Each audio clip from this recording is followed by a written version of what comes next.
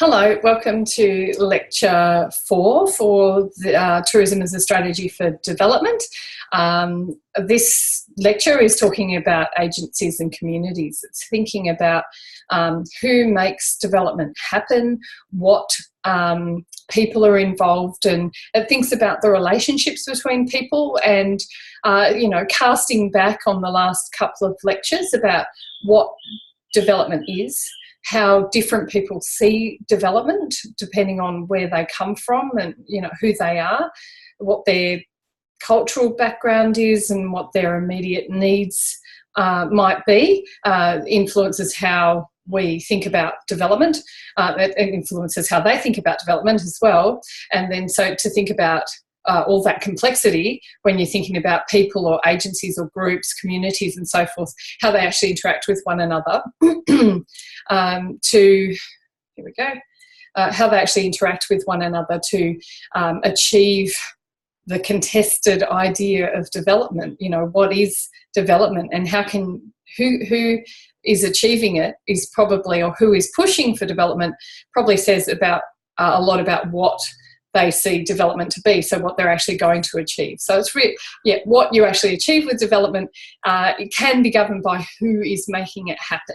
So that's why we've got a lecture pretty much about people and organisations, both from the community level right through to the international development agency level. And that's really what this is about, talking about today. This image is pretty cool. I was travelling in Hong Kong with the unit coordinator, Bruce Prideaux. This is an island off Hong Kong. Don't ask me what island it is because I can't remember. I thought this was a really cool picture. This was actually a community group going around, and I suspect probably paid for by all the different shopkeepers, or maybe as part of a festival that was on at the same time. This lion, I think he's a lion, was going around and scaring off evil spirits from the shops to help the shops make more money. But it was a true spectacle.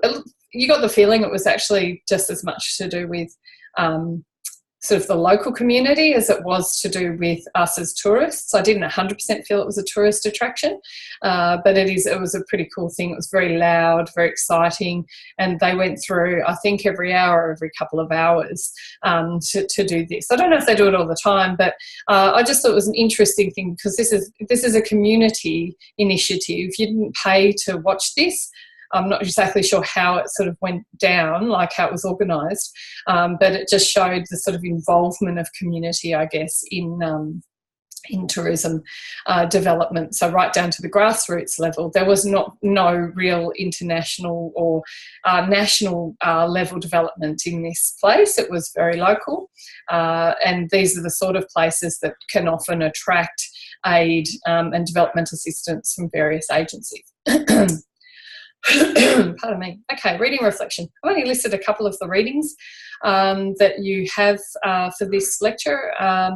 Again, I'll reiterate, if we were in a face-to-face workshop, I'd probably encourage a conversation where we could have a little bit of a talk about Sandercock and Dovey's reading in particular, which I find really interesting. It's thinking about the difference between expert-led.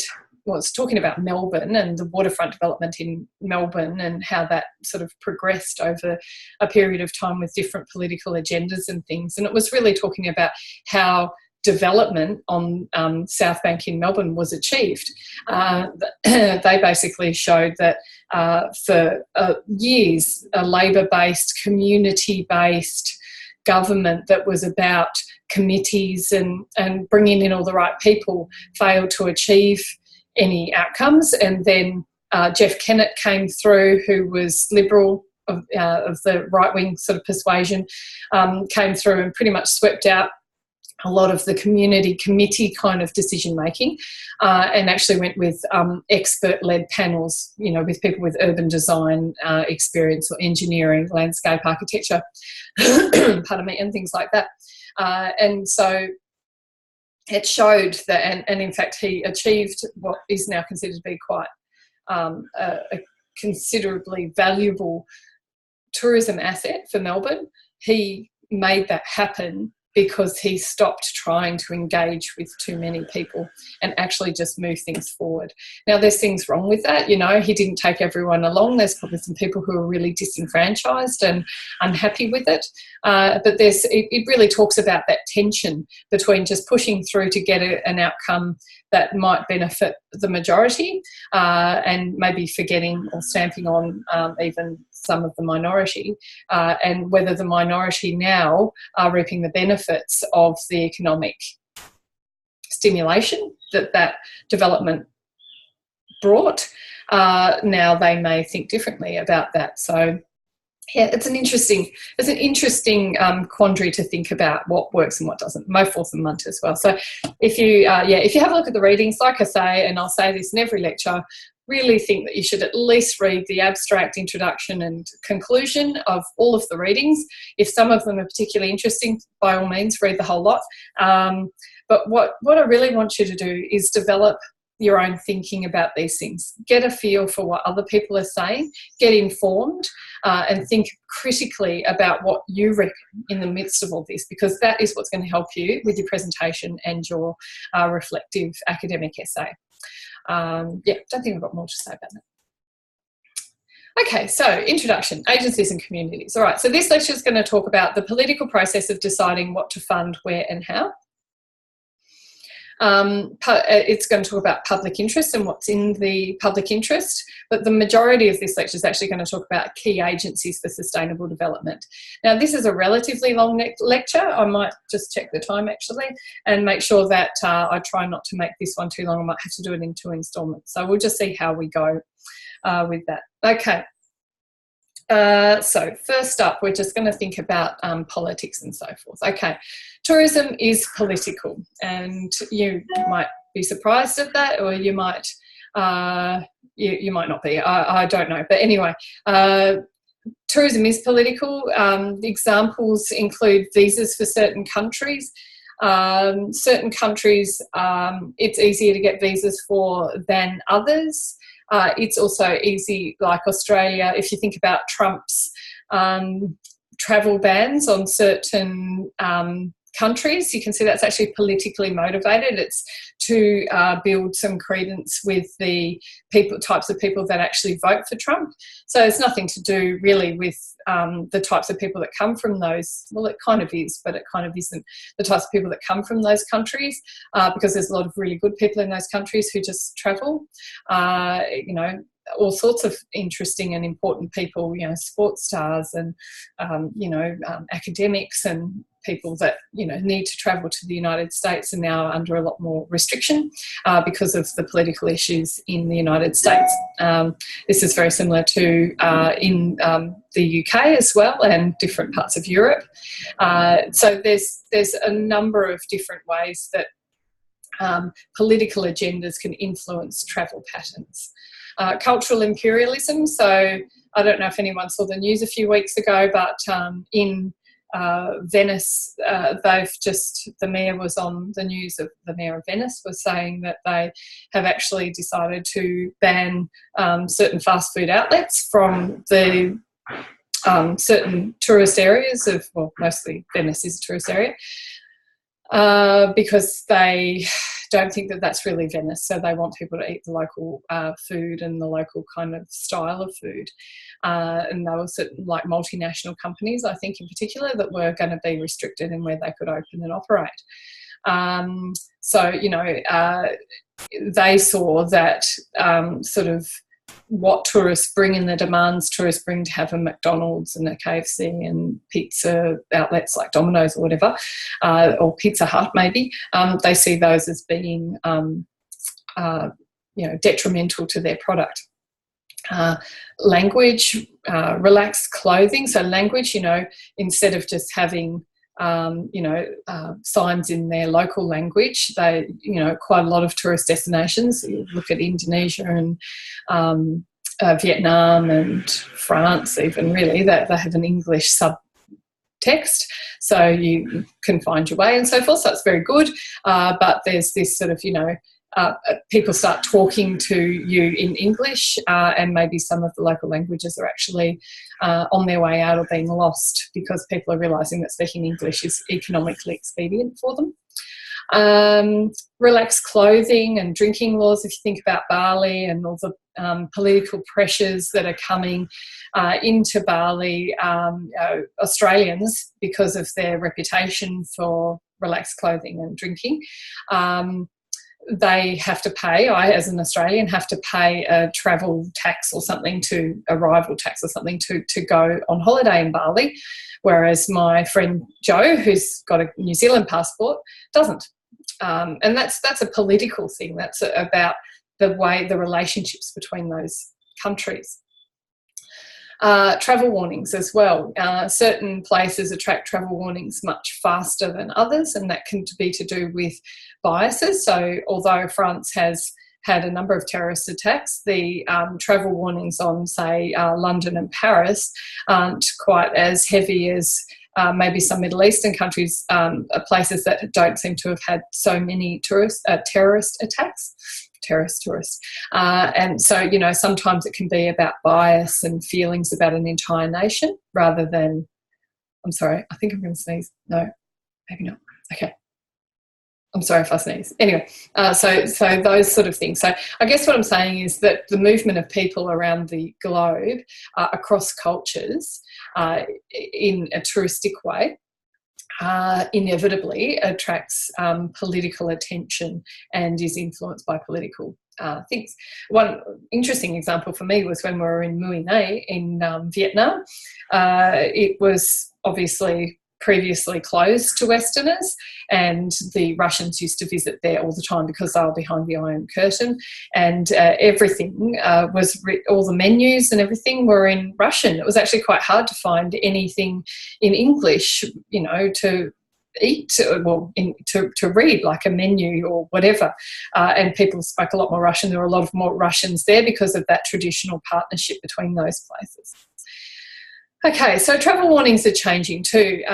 You know, back in the olden days, I grew up in an era that was recovering from the Vietnam War, and it was still in an era of communism. So areas that had been sympathetic to the USSR, which is now Russia, were considered far more dangerous to visit. Even if they weren't, they were considered to be dangerous because there was a feeling of trying to make people afraid of communism because the democratic countries did not want that, and the capitalist countries didn't want us to understand the places behind the Iron Curtain. So there was a definite bias about travelling to those sort of places, and developing nations were, you know, a lot of Asian nations when I was growing up were considered to be quite dangerous, and you might catch some terrible disease if you travelled there. I know the first time I travelled to the Philippines, my parents were just aghast that I would even go there. That, you know, they thought I would actually, they genuinely thought I was going to die. Of course, I went there, I had a wonderful time, and it was very safe and it was nice. After September 11, 2001, when the World Trade Center disaster happened, the perception of where is safe and where's not, there was a massive change in world order, and people started to see large cities such as New York, London and Paris, although there may not have been as many travel warnings, people started seeing those as maybe being a bit scarier, or massive events where lots of people were gathered as being actually a lot scarier than these developing nations.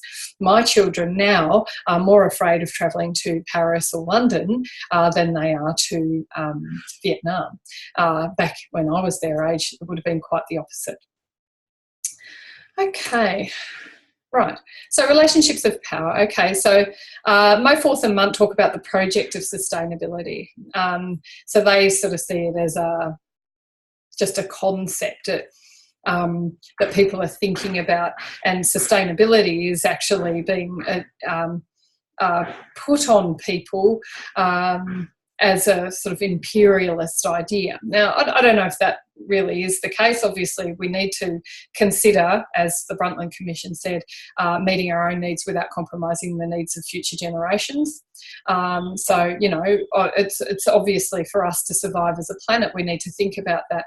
But they sort of critically look at that and see that maybe it is people who are sitting comfortably in developed nations like I am right now in my home in Cairns.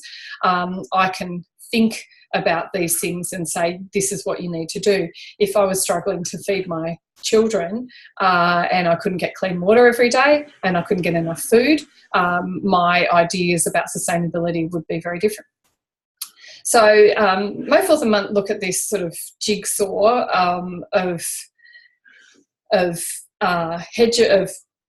relationships of power. I think it's called a power jigsaw. And so if you read chapter 3, you can have a look at that. It's pretty cool.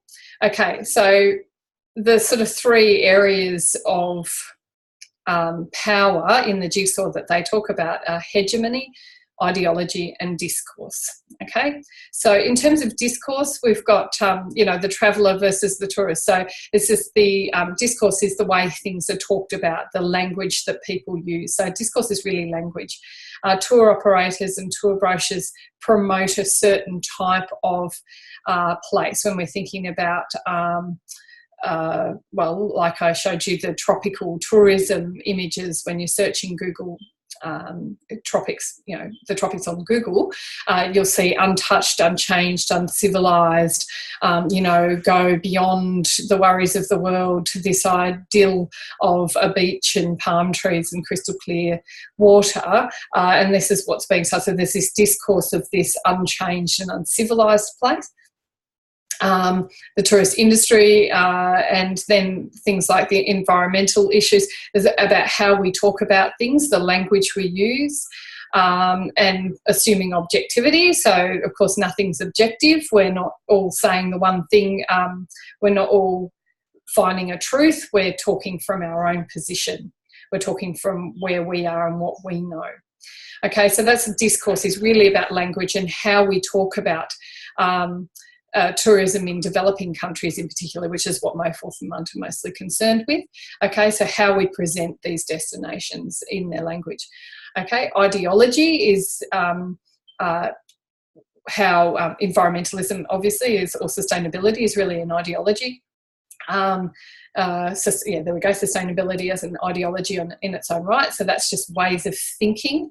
And so that's the imperialism of we think about things like this, and if we come into Bali, we expect you to think that way too. Sorry, I use Bali as an example a lot because I think it's probably somewhere a lot of people have visited. So I'm hoping that you have it. You can look it up or think about other places that you've been. But Bali is a developing nation that is heavily reliant, well, it's not a nation, obviously Indonesia's the nation, but it's a developing place that's quite reliant on tourism. So I find it quite a handy example to use. So Bali now has green walls and they talk about sort of saving the environment by not washing your towels all the time, and that's coming from an ideology that we expect in Australia. So there's this sort of imposition of our ideology onto Bali as a place. In reality, and the way it operates, it's really not like that at all. But there's an ideology that is presented to us, so we feel that our sensibilities about environmentalism and sustainability are being met when we go there. And hegemony. Okay, so this is like IMF and the World Bank. So hegemony is probably mostly about money and power, I guess, and resources.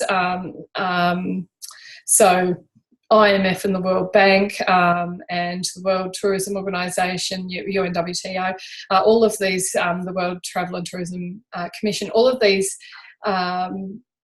organisations are saying that tourism is a path to sustainable development. It's got low barrier to entry, so even the poorest of the poor can scrap together maybe, or get a microloan or something to get a taxi or a little barbecue to grill some corn, and slowly build up a business. So it's easy to get started in the tourism industry if you work hard, etc., etc.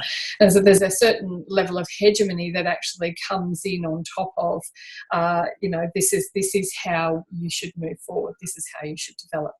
Now, this is really very complex. I hope I've given you enough information. I've talked around it a lot. We keep coming back to this and thinking about hegemony, ideology and discourse. I'd really encourage you to read what Mo Forth and Munt say about it as well, because they're probably a bit more articulate than I am. Okay, but this is really, if you think about it, this is about power, planning and promotion, yeah?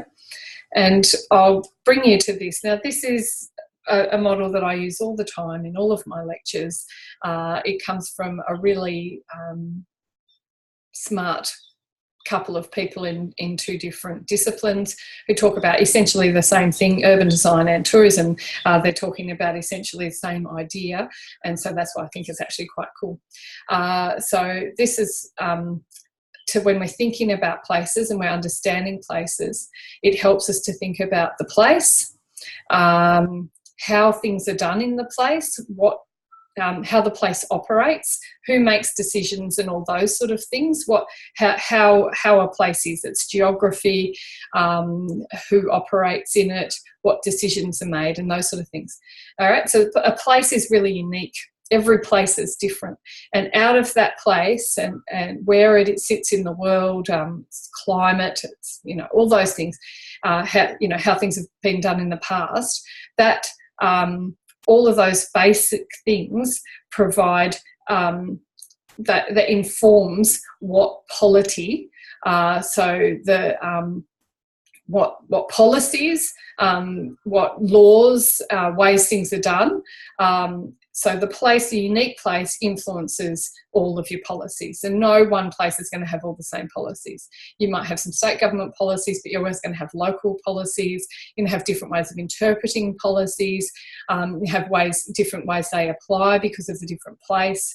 In Queensland, there's all these rules about having water tanks, and of course in the tropics we really don't need the water tanks, but that's something that goes across. So we have much more relaxed views on water tanks and how we use them, what we do, because they're not as important to us as they would be in Brisbane, which is actually subject to the same law. So different places have different and unique ways of interpreting those policies and so forth. And then again, so this is thinking about really specific context of each place. When you're looking at a place, you need to think about these three levels.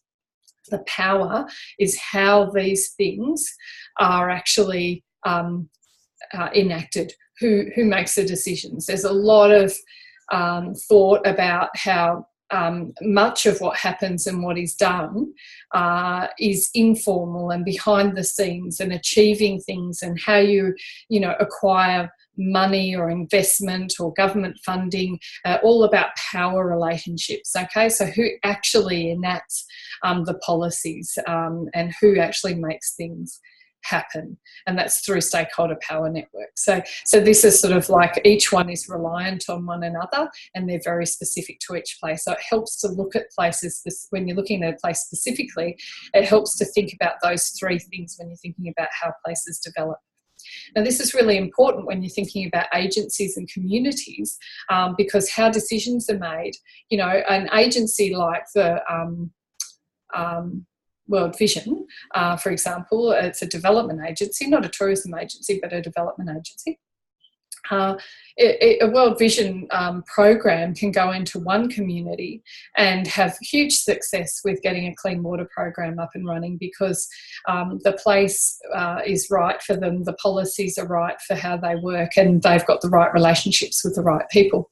They can take the exact same program and put it into a different community, and there could be some resistance in the policies. It's not as easy to navigate through them. The people who make those things happen are more resistant because maybe they're corrupt and they have their own water program that they want people to buy into, or you never know. But you can see that one policy coming in can have completely different success rates depending on the place, the polity and the power. And so when we're thinking about agencies, it's really important to come back to this idea of how they work and who they work with. Okay, all right, so speaking of agencies, the UNWTO, so United Nations World Tourism Organisation, has identified the sort of levels of agencies and stakeholders. So here we go. This list I'm going to talk about in more detail. Each one of those, well, some of the big ones and then the small ones will group together a little bit so it doesn't take all day. I'll check the time. Okay, it might be time for me to actually take a break, and I'll come back and we'll start talking about this. So, escape. All right.